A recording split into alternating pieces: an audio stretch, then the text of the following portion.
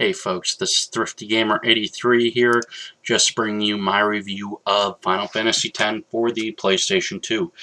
Final Fantasy X is one of the greatest PlayStation 2 titles of all time. This is the game that Final Fantasy VII got us to switch over from the cartridge media to CD media.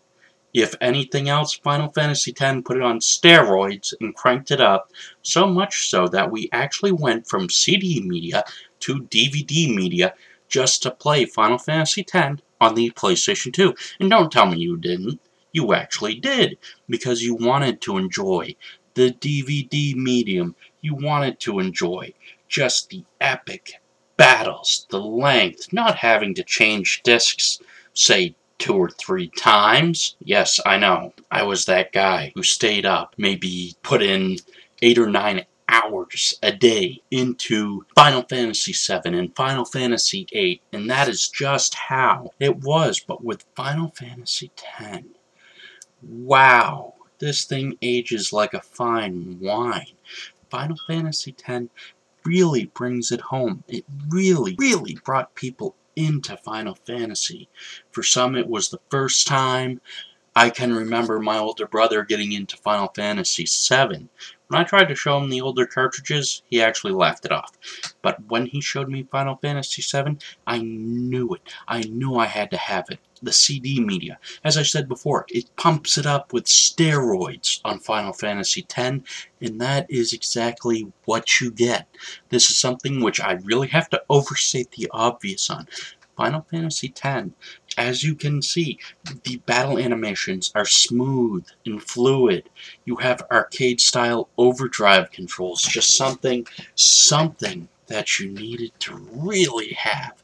Just something to really bring it home, just something to punch you in the face, or something to break your nose. Final Fantasy X does all that. It does so such bravado that any time I want to purchase it, anytime I see it, I just want to take out my wallet and say, hey, just okay, I'm gonna buy you, okay? One of those games, really. Final Fantasy X, when it came out, I got a PlayStation 2, I got Final Fantasy X the next day, and wow, was it amazing. It was quick. The first day I played it at my parents', maybe staying up until 7 or 8 the next morning, because I had gotten it at around 3 or 4 in the afternoon, and I stayed up till 7 or 8 in the morning.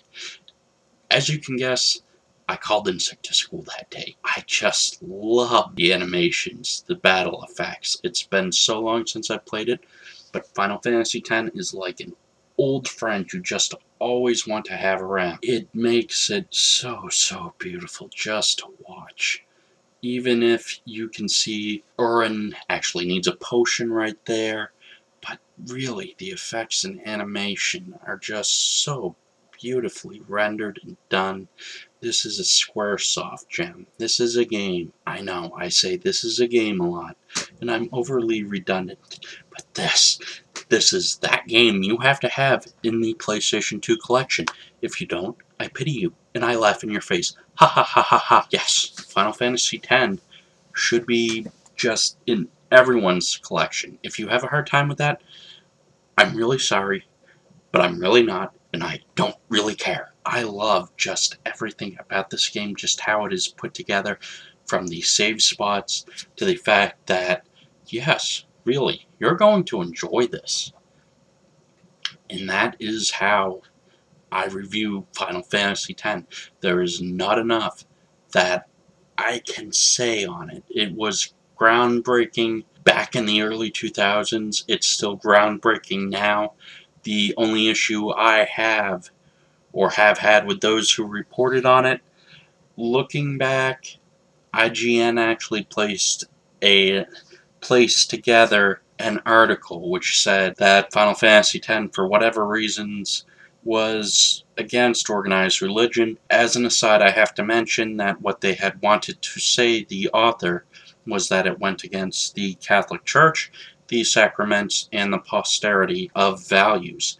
As for what it really represents for me as a Christian, it represents so much more. It reminds me of Frodo, as I've read Tolkien as a kid, and it reminds me of the essence of Lewis, since I've recently finished up The World's Last Night and other essays.